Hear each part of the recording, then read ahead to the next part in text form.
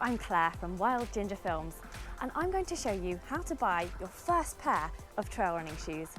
It can be really confusing because there's such a variety in the shops, but luckily there's only 3 things that you need to know. The first thing to be aware of when buying trail shoes for the very first time is the drop. This is the height differential between the heel and the toe.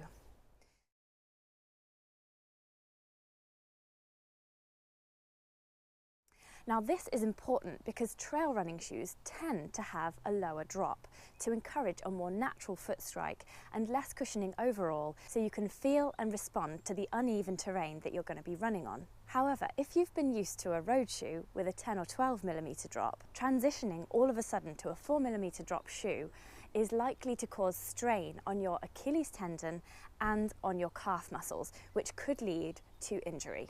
So for your first pair of trail running shoes, look for a shoe which has a similar level of drop to the shoes you normally run or walk about in.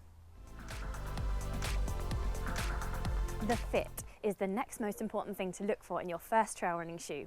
So once you have the drop sorted, now it's time for the fun bit. Going to the shops and trying on loads of different pairs of trail running shoes to see which one fits you best.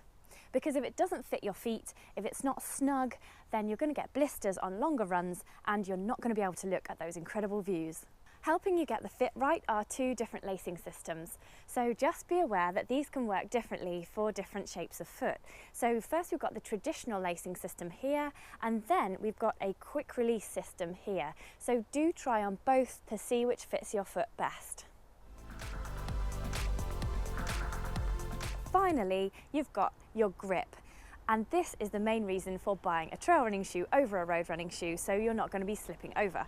There's lots of different types of grip. You've got anything from just a slightly souped up, more robust version of a road running trainer, all the way to huge aggressive lugs that look almost like a football boot. For your first trail running shoe, I would suggest buying something in the middle, a bit of a jack of all trades, because you're going to be running on lots of different surfaces, maybe some road to get you to the trail, some muddy trails, grassy trails, rocky trails. You want something that will be able to cope with a bit of everything.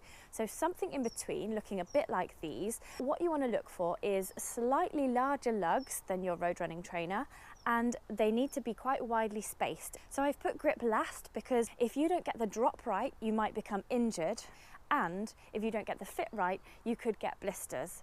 Those 2 things for me are more important than slipping around. So once you've got the drop right and once you've got the fit right, then look for the grip.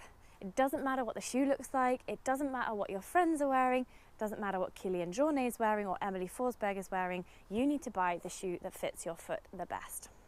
Thank you very much for watching. I hope you found that useful, and if you like this video then please do subscribe by clicking on the blob just here.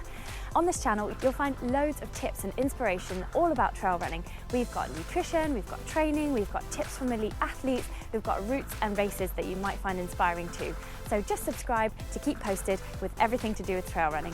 Thank you very much.